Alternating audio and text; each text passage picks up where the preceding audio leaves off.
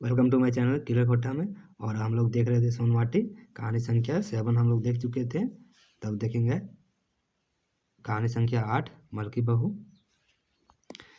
तो कहानी का सार संक्षेप, यह कहानी सामाजिक बुराई दहेज प्रथा पर आधारित दुखांत कहानी है। और यह कहानी समाज के अनुसार जो बुराइयां होते हैं और दहेज प्रथा पर आधारित जो दुख घटित होता है उसके बारे में कहानी है। दयाल बाबू बोकारो में नौकरी करते हैं और दयाल बाबू बोकारो में नौकरी करते हैं। वहीं एक दिन एक्सचेंज में नाम लिखवाने आए विशु नामक बीए पास युवक से होती है। संयोग से कि वह स्वजाती और खाते पीते घर निकला। दयाल बाबू उसे अपने इकलौती बेटी मलकी के लिए पसंद कर लेते हैं और वह रिश्ता दोनों जोड़ लेते हैं आपस में। ब्याह शादी की बातें चलती हैं। बिशुन के पिता एक नंबर के लालची आदमी थे और बिशुन के पिता एक नंबर के लालची आदमी थे। वे बिशुन के विवाह में भारी भरकम दहेज की अपेक्षा किए हुए थे और बिशुन के विवाह में भारी भरकम दहेज की अपेक्षा किए थे।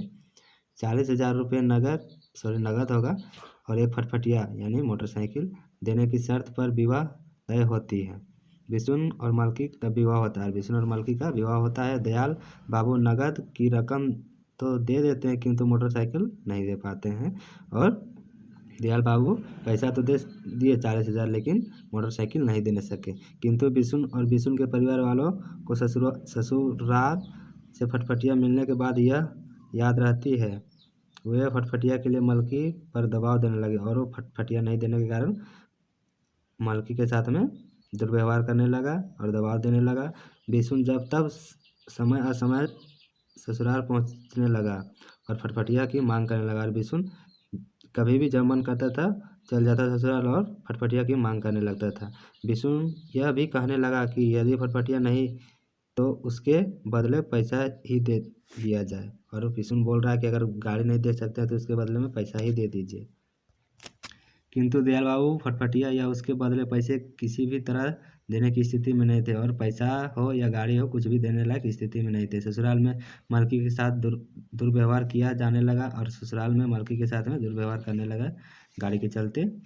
खाने पीने में कटौती से लेकर मारपीट तक की जाने लगी और खाने पीने में कटौती, खाना पीना अच्छा से नहीं देने लगे और फिर मारपीट वगैरह करने लगे। गाली गलौज और मारपीट से मलकी का गर्भपात हो जाता है और गाली गलौज और मारपीट से मलकी का उसके बाद फिर गर्भपात हो जाता है। अब उस पर बच्चा नहीं हो सकता है। अब उस पर बांझ होने की लक्षण लगा दिया जाता है कि वो बांझ है, अब उसका बच्चा वगैरह नहीं होगा। और चुपके से बिशुन का दूसरा विवाह कर दिया जाता है। बिशुन के दूसरे विवाह के बाद मलकी की स्थिति बद से बदतर हो गया और जब बिशुन का शादी हुआ उसके बाद से और वो बीमार हो जाती है। उसके मायका जाने के लिए गाली गलौज से मारपीट तक किया जाता है और उसको मायके जाने के लिए गाली गलौज और मारपीट किया जाता है। तो यह था हम लोग की मलकी बहू और ये रियल हो रहा है कहीं कहीं और होता भी आया, तो इस तरह से नहीं होना चाहिए। और फिर कहानी संख्या 9 भीतर बाहर। कहानी के पात्र लेखक स्वयं और सिराज और इबादत खां सिराज के पिता हैं। कहानी का सार संक्षेप, यह कहानी लेखक के जीवन में घटी एक घटना पर आधारित सांप्रदायिक सौहार्द की कहानी है। और यह कहानी लेखक के जीवन में जो घटा वो इसके आधारित पर कहानी है। इबादत खां मानवीय गुणों से लवरेज निहायत के नेक इंसान है और इबादत खां मानवीय गुणों से अच्छे माने जाने वाले लवरेज निहायत ही एक नेक इंसान है। वे बिना किसी जाति धर्म या भेदभाव किए हर इंसान के हर संभव मदद के लिए तैयार रहते हैं। इबादत खां बिना जाति धर्म वगैरह देखे हुए अपनी मेहनत के बदौलत उन्होंने एक टैक्सी गाड़ी खरीदी और अपनी मेहनत के बदौलत से इबादत खां अपनी टैक्सी खरीदते हैं जो गांव के किसी भी बीमार आदमी को अस्पताल ले जाने के लिए उपलब्ध रहती है। और बीमार जो गांव में होते हैं या फिर हुए हैं उसको ले जाना फ्री में दे देते हैं। इबादत खां और लेखक के पिता सहिया दोस्त थे। इस कारण दोनों परिवार में सदस्यों का एक दूसरे के घर बेहिचक आना जाना लगा रहता था क्योंकि दोनों दोस्ती था। पर्व और त्योहारों में एक दूसरे के घर पाक पकवान लेन देन भी बखूबी चलता है और पर्व त्योहार में पाक पकवान का लेन देन आगे पीछे मतलब जैसे वो ला दिया तब और हम ले जा देंगे वैसा चलने लगा। पूरे गांव में ही पूरी तरह सांप्रदायिक सौहार्द का माहौल है। पूरा गांव में ही सांप्रदायिक सौहार्द का माहौल है। हिंदू मुस्लिम दोनों संप्रदाय के लोग एक दूसरे के त्योहारों में मिलजुल कर रहते हैं और सभी को आपस में त्यौहार में कोई भी कास्ट हो कोई भी हो सब कोई मिलजुल के रहते थे। लोगों का भीतर बाहर एक समान है, कथने और करने एक समान है और मिलजुल के रहते थे। जो भी करते थे एक ही करते थे। सिराज इबादत खां का इकलौता पुत्र और सिराज इबादत खां का इकलौता पुत्र है। सिराज को पिता की तरह इंसानी मिजाज विरासत में मिली और सिराज को पिताजी के जैसा अच्छे विरासत में मिलता है। वह भी किसी की मदद करने में कभी भी हिचकिचाता नहीं था और वह कभी भी किसी को मदद करने के लिए हिचकिचाता नहीं था। एक बार गांव के लड़के फुटबॉल मैच खेलते पड़ोस के गांव अमृतसर जाते हैं और एक बार गांव के लड़के फुटबॉल मैच खेलने पड़ोस के गांव अमृतनगर जाते हैं। उधर टिकट निकट के शहर में सांप्रदायिक सौहार्द बिगड़ा हुआ था और उधर का निकट जहाँ खेलने गए वहाँ गांव में ऐसा नहीं था। इसके बावजूद मैच खेला जाता था और इसके बावजूद भी मैच खेला जाता था। खेल के दौरान रोहित नाम एक खिलाड़ी को चोट लगती है और खेल के दौरान में एक खिलाड़ी को चोट लगता है और उसे अस्पताल ले जाना जरूरी रहता है शहर का सांप्रदायिक माहौल ठीक नहीं होने के कारण कोई भी खिलाड़ी रोहित को अस्पताल ले जाने को तैयार नहीं होता है। लेकिन सिराज आगे बढ़ता है और वहाँ गांव के लोग कोई अस्पताल ले जाना तैयार नहीं होना चाह रहा था, लेकिन सिराज आगे आता है। रोहित को रिक्शे पर बैठाकर शहर की ओर जाता है।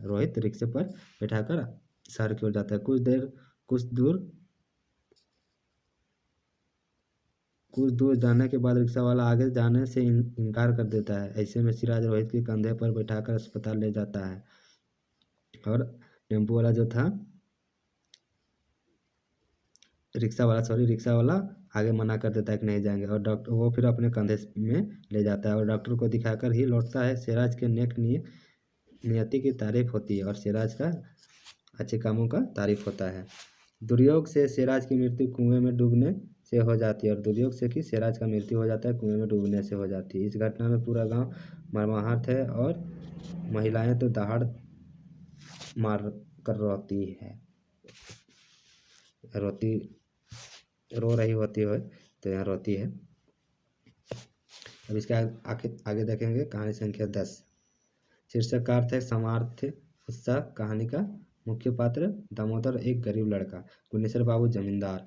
कहानी का सार संक्षेप दृढ़ इच्छा और उत्साह के साथ अपने बलबूते एक गरीब छात्र के जीवन में सफल होने की कहानी है और एक अच्छे नियम से और अच्छे इच्छा से अपने मेहनत से एक गरीब सफलता होता है उसी पर कहानी है। हो दामोदर एक गरीब मजदूर का बेटा है। 7 भाइयों में उसका नंबर 7वां है और यानी छोटा भाई था। उसके पिता गांव के जमींदार के यहाँ बंधुआ मजदूर थे और उनके पिताजी गांव के जो जमींदार थे उनके घर में मजदूर करते थे। वो हमेशा के लिए बंधुआ था यानी बंधे थे और उनके यह मजदूरी करते ज़िंदगी बिता देते हैं और यह वहाँ मजदूरी करते ज़िंदगी बिता देते हैं। उसके सभी भाई काम करने दूर दराज के शहरों में चले गए और उनके जितने भी भाई थे 6 भाई थे तो कमाने शहर चल जाते हैं।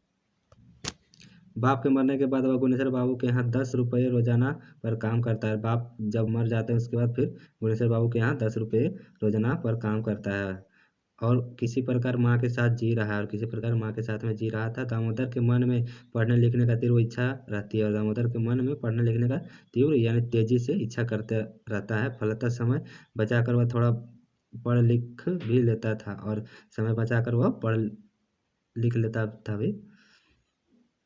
इस प्रकार वह मैट्रिक पास करने के उपरांत कॉलेज में ज्वाइन करता है और मैट्रिक पास भी कर लेता है चुपे से पढ़ के और फिर कॉलेज में ज्वाइन कर लेता है। वहाँ से स्कॉलरशिप मिलती है और वहाँ से स्कॉलरशिप मिलती है और पढ़ाई जारी रहती है और वहाँ से स्कॉलरशिप मिलता है और पढ़ाई जारी रहता है। एक दिन वह कॉलेज जाने के लिए तैयार हो रहा होता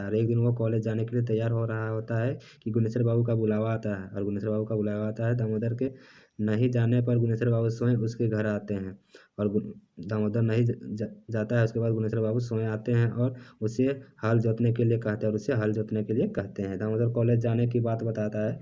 दामोदर बोलता है कि हम कॉलेज जाएंगे तो नहीं जाने सकेंगे हल चलाने के लिए। इस पर गुनेश्वर बाबू आग बबूला हो जाते हैं और वह बात सुनकर गुनेश्वर बाबू थोड़ा नाराज होने लगते हैं, गुस्सा होने लगते हैं, गाली गलौज करते हैं दामोदर को। जाति सूचक गालियाँ देने से दामोदर आहत होता है और जाति से लेकर गालियाँ देने लगा और जिसकी वो ज़्यादा ठेस पहुंचने लगा। दामोदर कॉलेज चला जाता है और दामोदर आखिर में कॉलेज ही चला जाता है। कालांतर में वह बीए पास करता है और फिर वह बीए पास करता है और आर्थिक तंगी के कारण पढ़ाई ना छूटे इसके लिए वह रिक्शा भी चलाता है और पढ़ाई ना छूटे इसके कारण वो रिक्शा भी चलाता था। इस प्रकार वह बीए ऑनर्स प्रथम श्रेणी में पास करता है। वह बीए ऑनर्स प्रथम श्रेणी में पास करता है। बाद में वह पुलिस इंस्पेक्टर बन जाता है और बाद में वह पुलिस इंस्पेक्टर बन जाता है। उसकी पोस्टिंग धनबाद शहर में होती है और इसकी पोस्टिंग धनबाद शहर में होती है। दूसरी तरफ गुनेश्वर बाबू अपनी पत्नी के साथ तीर्थाटन जाते हैं और गुनेश्वर बाबू तीर्थ करने जाते हैं। वापसी के समय धनबाद में उनकी पत्नी बीमार हो जाती है और वापस जब लौटते हैं तीर्थ करके उस समय उसकी पत्नी बीमार हो जाती है धनबाद में। डॉक्टर एपिडिजाइटिस की बीमारी बताता है और तुरंत ऑपरेशन करने की सलाह देता है और डॉक्टर बीमारी बताया और बोला कि तुरंत ऑपरेशन करना होगा। क्योंकि गुनेश्वर बाबू कई दिनों के बाद तीर्थ से लौट रहे होते अतः उनके पास इलाज कराने के लिए पर्याप्त पैसे भी नहीं होते हैं और वो ये तीर्थ करके आ रहे थे तो उनके पास पैसा भी नहीं था कि हम तुरंत इलाज कर सकें। संयोग से उनकी मुलाकात दामोदर से होती है। संयोग से उसकी मुलाकात दामोदर से होती है। दामोदर यथोचित सामान देता है, अपने खर्च से इलाज भी करवाता है और वो अपने पैसा से ही सारा चीज़ करवाता है। गुनेश्वर बाबू को और पत्नी अपने घर वापस ले जाता है। गुनेश्वर बाबू अपने पत्नी को घर ले जाता है और पूरी तन्मयता से आवभगत करता है। गुनेश्वर बाबू दामोदर के व्यवहार पर काफ़ी शर्मिंदा करता है और दामोदर पर हम व्यवहार कर रहे थे ये वो कर सोच साच के और अपने किए का पछतावा करने लगा। ग्लानि होती है, वह मन के ही मन सोचते हैं और कई जात से बड़ा या छोटा नहीं होता है और सोचने लगता है कि कोई जात बड़ा या छोटा नहीं होता है। छोटा बड़ा बनाता है उसका व्यवहार और छोटा बड़ा उसका बनाता है व्यवहार। तो ये था मेरा सोंद माटी का कहानी 10 कहानी। अब इसका आगे हम देखेंगे 31 कविता देखेंगे सोंद माटी का। उसके बाद इसका संपूर्ण प्रश्न उत्तर करेंगे। तो आप लोग बने रहिए हमारे चैनल क्लियर कोटा में। Thanks for watching clear Kota. अब इसके आगे देखेंगे अगला क्लास में। Thanks for watching clear Kota.